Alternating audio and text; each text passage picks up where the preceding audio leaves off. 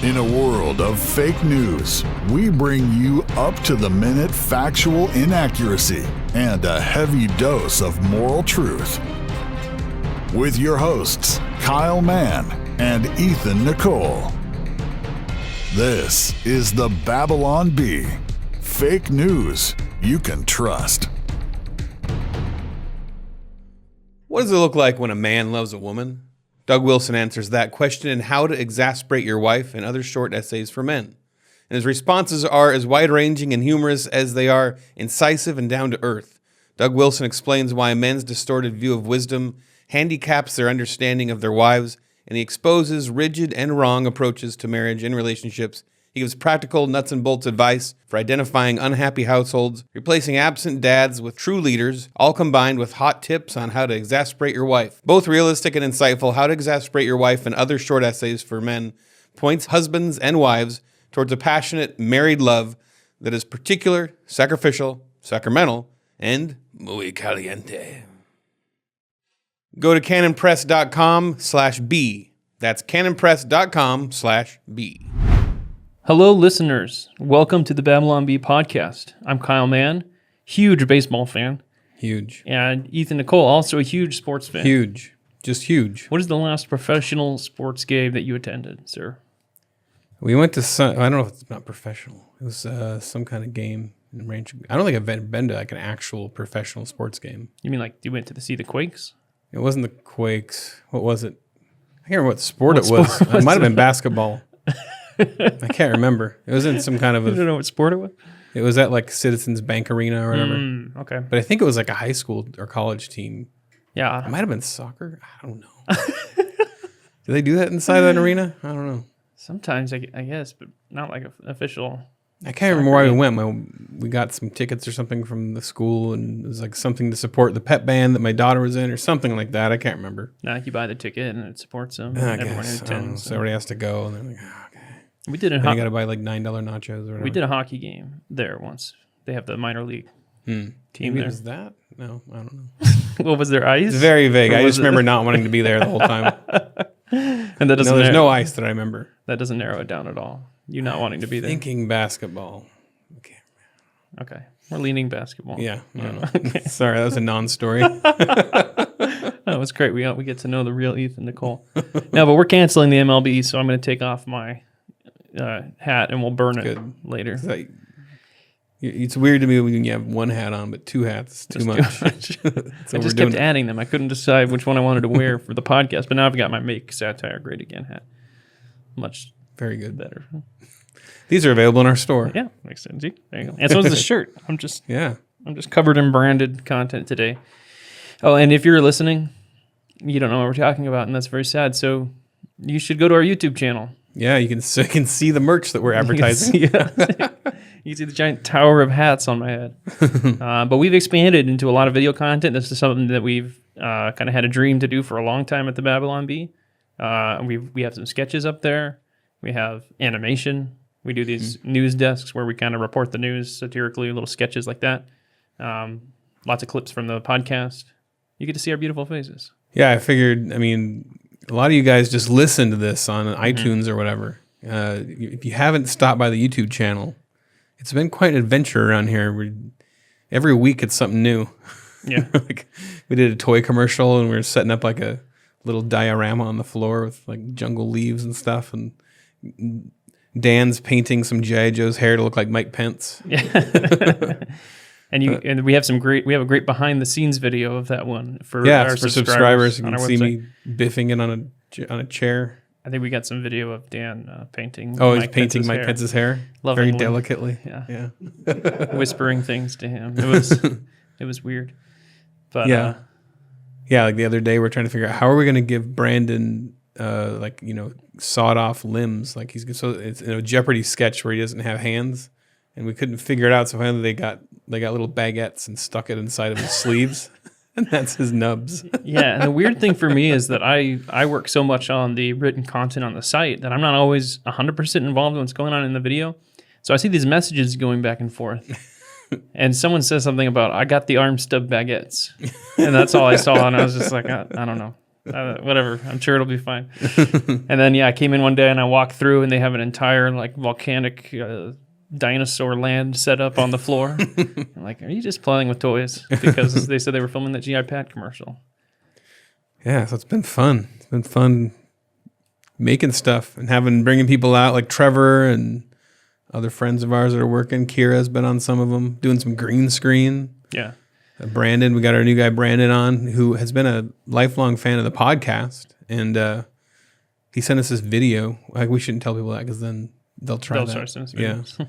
he sent us an amazing professional quality level video saying he wants to work on video with us, and we're like, yes.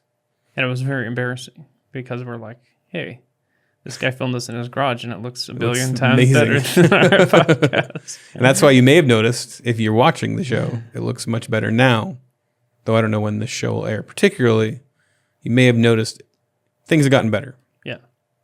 Yeah, and I'm really impressed with these guys when they're working on the videos because it comes out so fast. Like that CIA hostage video.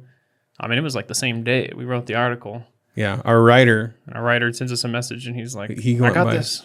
He had a pseudonym on one of the one video we put credits on, the Christmas video. What I call him? Ehrlich. I can't remember. Ehrlich something. We'll call him Ehrlich. Yeah. So Ehrlich, he comes in, he writes like a script right there moments before we film. So the scripts are like, they're cranked out fast. Yeah. He's a machine. Yeah. He's hugely famous in Hollywood. Massive. Yeah. Does all the writing for a certain show with, I'm not going to say it's The Simpsons. It's not The Simpsons. But did you see that? There's that interview with that Simpsons writer that everybody's like, I guess he's some recluse. Yeah, I read it. And then somebody posted, I didn't read it, but I read the interview. I saw a guy that I follow who's a left-wing writer, and he goes, I regret to inform you guys that really good interview with that really good Simpsons writer, the guy is a conservative. Really? Yeah, I guess he's a good. That's the word on the street. It's this guy was dead straight serious. He was dead, yeah, he was serious. So if this show feels weird to you, we're recording some shows for when these are placeholder shows, not placeholder, but for any time in case we're not around. So we're trying to make everything in this episode something that could be worth listening to anytime, even timeless. A million years from now. Yeah. Extremely timeless. And we're doing it on a Friday, which is a day we never podcast.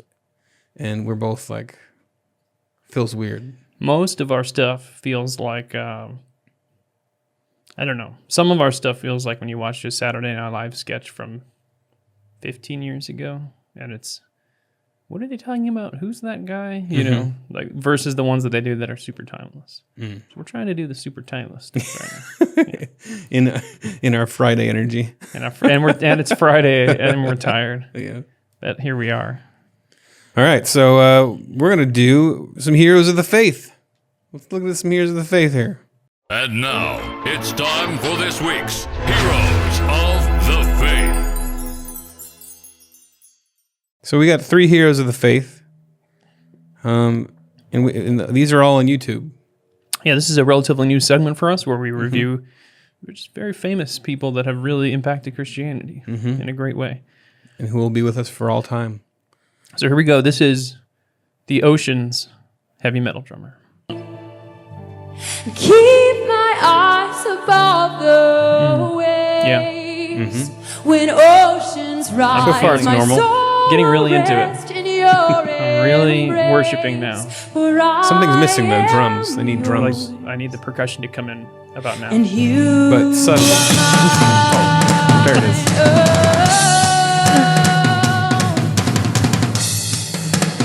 I like how the woman is trying to stay in the spirit right now. You are mine. Can you see the guy? We can't see the guy. I mean, he's just like, he's like headbanging. It's my favorite part when he finishes it. Just absolutely Yeah. nailed it. Right here. Nailed it. Destroyed. Owned. Spirit is here. My feet could ever walk. Just that satisfaction. My faith will be made strong. Uh-oh. Does it keep going? He's coming back. Listen for that double bass pedal.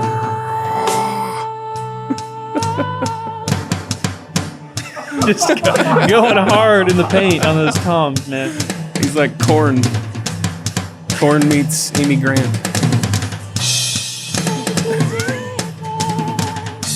So do you remember the story of this? singer This trying guy to- wasn't. He filled in. I heard that they did you watch the interview or did you I pull got it? parts of it. Yeah. We just make up a story. Yeah, I heard they called him in last minute. And he's used to playing heavy metal. Yeah. Keep my So he's a metal eyes drummer. above Metal drummer. If it wasn't clear from the playing.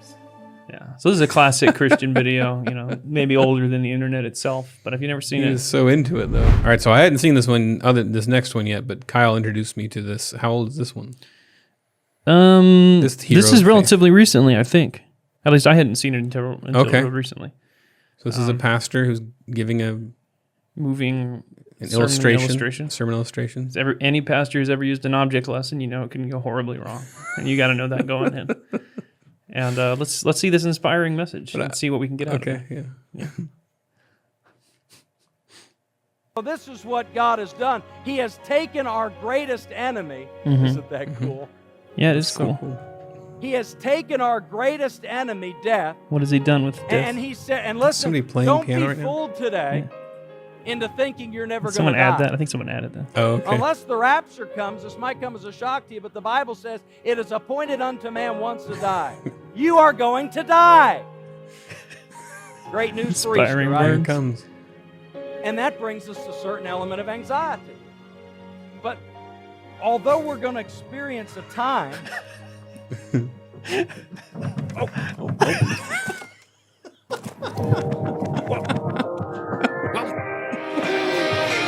It's the remix, I guess. Oh, okay, they remixed it. Yeah, we remixed it. There you go.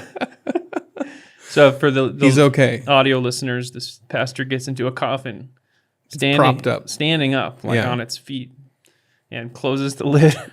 Close himself in there like And then Tutankhamun. it just slowly tilts to the side until he completely falls over. Well, and he tumbles still out of has the the mic coffin. on inside of us. You can hear him, The little whoop. That's the best part. I love it. Like when he got the idea, like what did he do? Is he at his church meetings? Like, anybody got any access to some coffins? Like, how did he get the coffin? I'm thinking Did coffin. they build the coffin? Is that a real coffin? It doesn't look like a real coffin. So they had the guy. They're like, anybody good with woodworking? They had a woodworking guy build like, it. hey, can you build me a coffin? I love how ready people in church are to do stuff like this. Yeah, I'll build you a I'll coffin. build you a coffin real good. That's gonna speak to millions. Or it was left over like as a VBS prop or something. Oh, It's usually- Interview with a Vampire VBS. yeah. I just wanted to go to Game of Thrones VBS. So. Breaking Bad VBS. All right, so Breaking Bad. that was classic. Sorry. All right. Okay, wait. So our next one is a pastor who tells a story. Who, in his mind, this story is a very touching, moving story about something he did. And how he brought a young man back to the Lord. Yeah, And this is, to me, this is very Mark Driscoll, like trying to make Christianity macho again. yeah. So let's see how this pastor makes Christianity macho again. What did he do to Gives a giant Bring- testosterone injection the youth back to the Lord with testosterone shots? and a giant syringe. Young man in Calvary. His name was Ben. And I was running a youth group. I was there for a few years. And he was a nice kid, but he was one of those kids that was always he's a real smart aleck. Was a bright kid, Stand which those didn't smart help alecks. things, right? Made him more dangerous.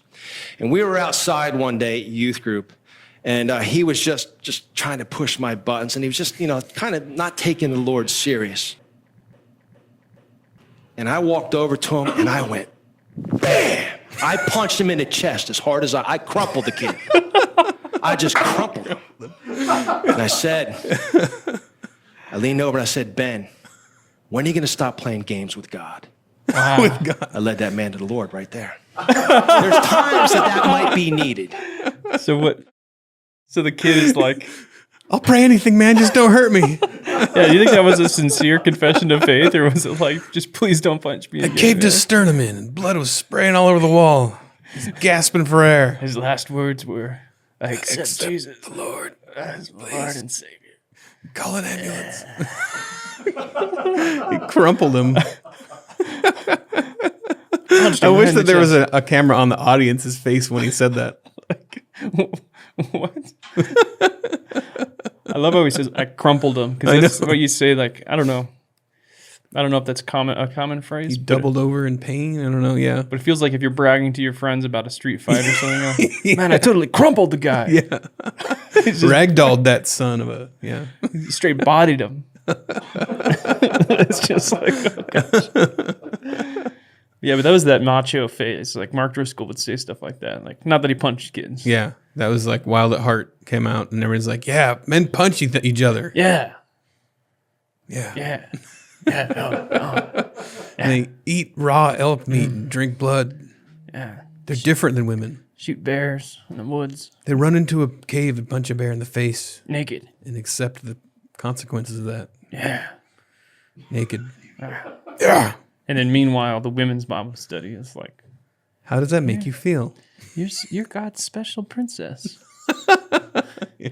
I thought that thing was over, that whole like women's Bible studies being like, you're God's special little princess or whatever. You're the daughter of the king, man. Not man, woman. And Baby Factory. I just saw at the church we've been going to a little flyer, women's tea on Saturday or whatever. You're a princess of the king or whatever, like not that it's not true. I mean, there's an element there. But, yeah. All right, well, another week, another heroes of the faith. Some more heroes of the faith. So all right. Thank God for these amazing witnesses. All right, we're going to dive into some G.K. Chesterton here. G.K. Chesterton. Now, this is a essay. Have you read this essay? It's in Heretics. I believe I might have. Okay. I can't remember if I was there for that week. I don't think you were. Maybe that's when I started to fall off. Yeah. So this is one of the ones that the first ones I read that kind of stuck with me, and this is because I was living in.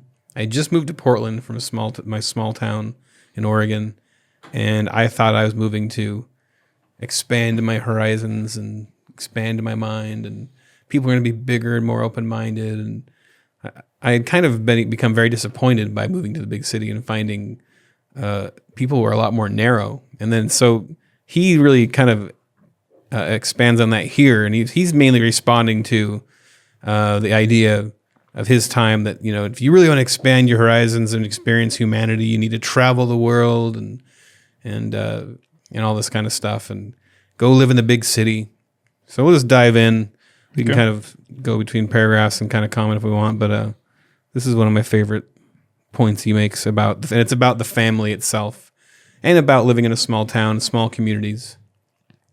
So I'll read the first paragraph. Selection from Heretics. Here we go. From Heretics. It's On Certain Modern Writers and the Institution of the Family is the title of the chapter. If we were tomorrow morning snowed up in the street in which we live, we should step suddenly into a much larger and much wilder world than we have ever known. And by the way, this is an excerpt. This is jumping in later in the chapter. And it is the whole effort of the typically modern person to escape from the street in which he lives. First, he invents modern hygiene and goes to Margate. Then he invents some modern culture and goes to Florence. Then he invents modern imperialism and goes to Timbuktu.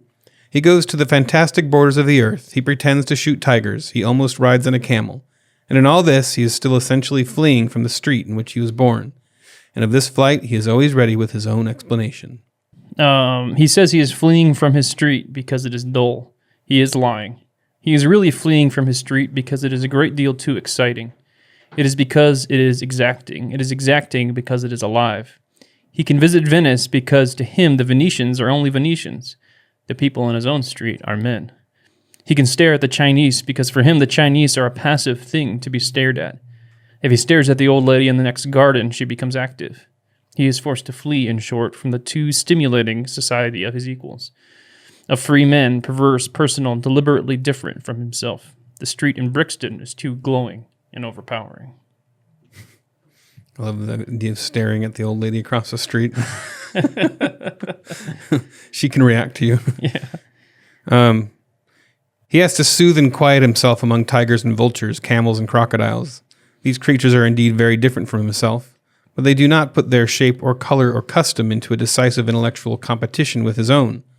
They do not seek to destroy his principles and assert their own. The stranger monsters of the suburban street do seek to do this. The camel does not contort his features into a fine sneer because Mr. Robinson has not got a hump. The cultured gentleman at number 5 does exhibit a sneer because Robinson has not got a dado. I don't know what a dado is, honestly.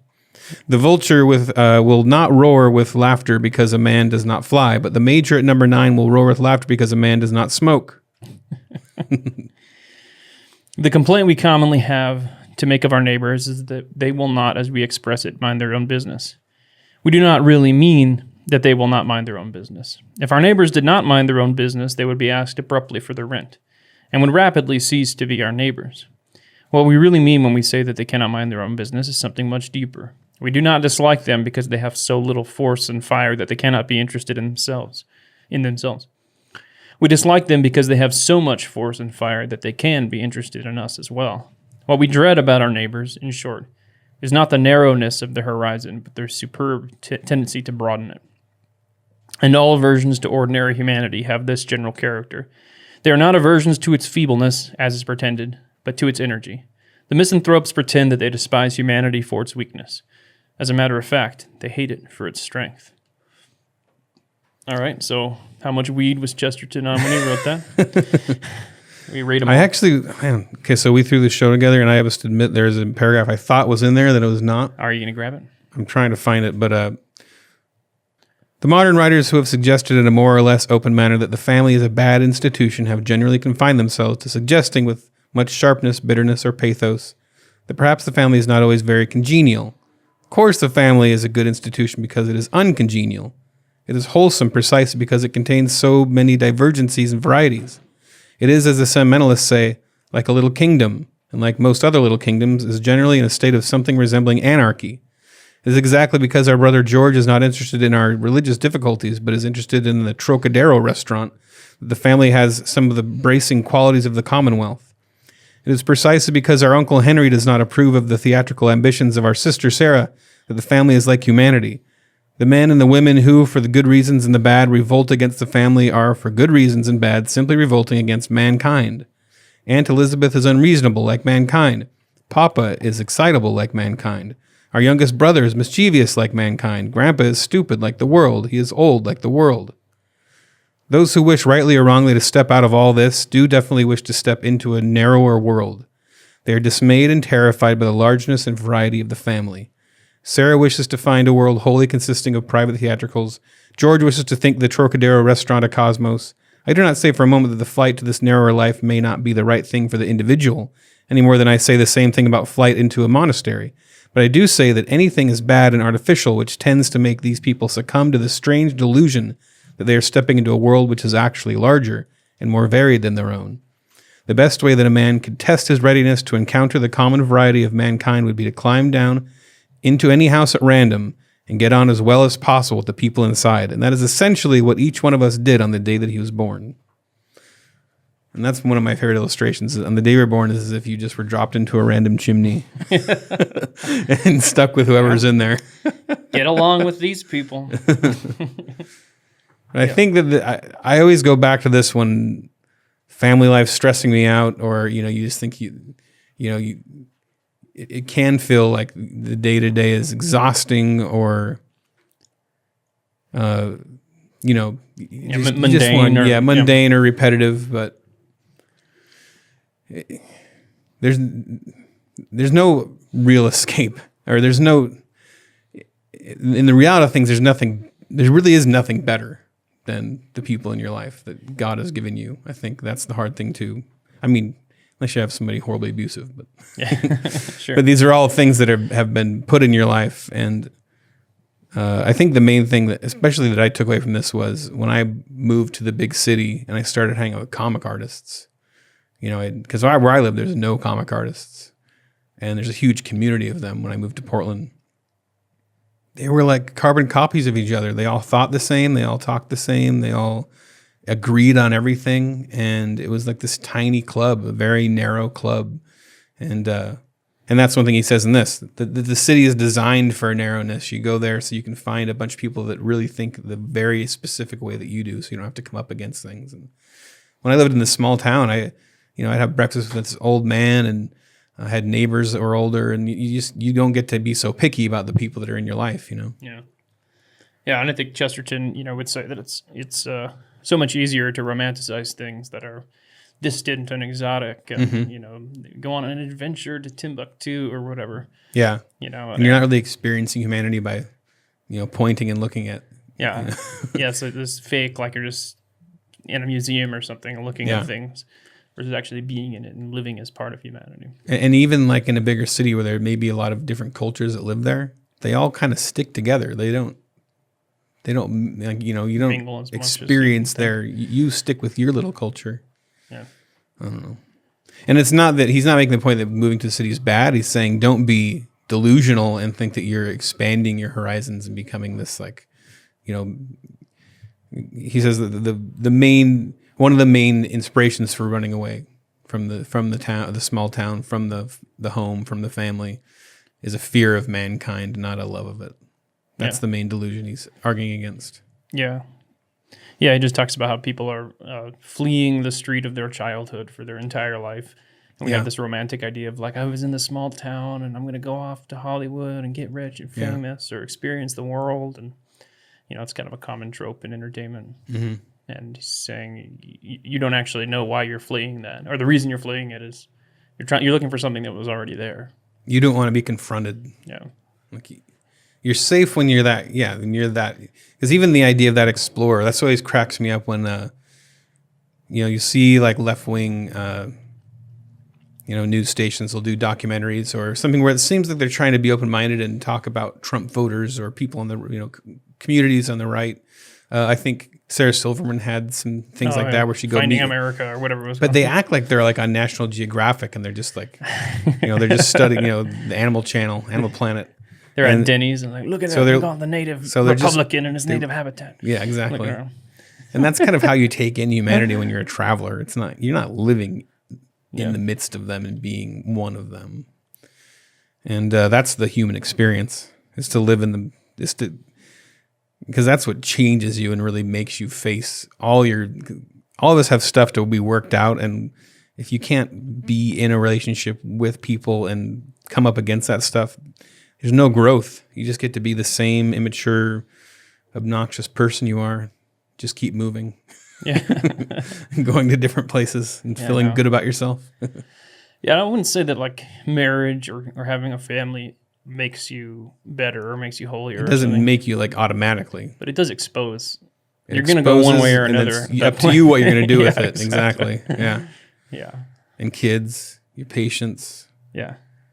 It does. And if you are willing to go on that adventure, then you will be broadened. I mean, because the amount of love and frustration and anger and joy that you can experience as a parent is so much bigger than outside of being a parent. Yeah. Unless you're just too scared, then you'll run away. Yeah. And I think it is scary. It's scary to like be broadened that much. It's frightening. Yeah. And Chesterton just makes that point when he talks about how it's not a passive observing of your family like it would be in the, right. You know, it's a, when you talk to your neighbor or you say hi to your neighbor, they can start asking about your life. Yeah. There's a vulnerability there. Or your wife. Or your wife. Yeah. She knows all your flaws. Yeah. Well, no. All right. Well, so there you go. That's some heretics. And I don't know if this will be out by the time this comes out, but I'm actually, for people that are interested in reading in Chesterton, I went ahead and made a book of my 14 favorite essays to introduce you to Chesterton. I put little introductions at the beginning of each chapter. I put footnotes everywhere something strange is brought up. And I even broke up the big paragraphs. And people ask me all the time, like, if you want to read Chesterton, what should I read? And I'm always like, well, every book is kind of difficult to start with. But he's an essayist, he's a master essayist. And a lot of his books are just a collection of essays. So I always cobble together a bunch of essays and I reread these. So I decided to go ahead and just throw a book together. And it'll be out at some point. It's called Chesterton's Gateway. It's pretty much done. I'm doing the artwork for the cover and stuff right now. That'd be awesome. So I'll put it on Amazon. Is it going to be just ebook or are you going to get it printed? I'll do ebook and I'll do the Amazon print on demand thing. Cool. So I'll try to keep the price down on it and just make it something for Chesterton, potential. I call it Chesterton's Gateway because Chesterton's gate, like a gateway drug for people that want to get hooked on GKC. I always thought it was Chesterton's fence. It is, but he says gate in the passage, so there's gates on fences. It works. It works, yeah, sure. Sure, why not? So it's the gateway drug to Chesterton? Exactly. before you're a complete addict and you're injecting yourself with Chesterton quotes all day long, lying in the gutter. Crystal blue Chesterton. Muttering about the madman and all that stuff. And cheese. Yeah. Well, all right. Is that our show? That was a show. We don't have anything else for you today because this is a short episode. This is a short episode, I think. I don't even know how short it's been. A but little special. Yeah. Babylon Bee special. And but subscribers are going to get a little more in the subscriber portion. We're going to go in the subscriber lounge, and we have a bonus set of 10 questions. Is it 10 or 12? 10. We have a bonus set of 10 questions, and I don't think Ethan and I have ever answered them. Yeah, so we're going to do So we're those. going to answer them. I think I'll answer them in this one. Yeah. Yeah. And then in a future episode, Ethan will answer them. I'm glad you were with us for this, thanks for chilled hanging out episode of the Babylon Bee. It's nice. Nice. See you later. Goodbye. Go read some Chesterton. What does it look like when a man loves a woman? Doug Wilson answers that question in How to Exasperate Your Wife and Other Short Essays for Men. And his responses are as wide-ranging and humorous as they are incisive and down-to-earth.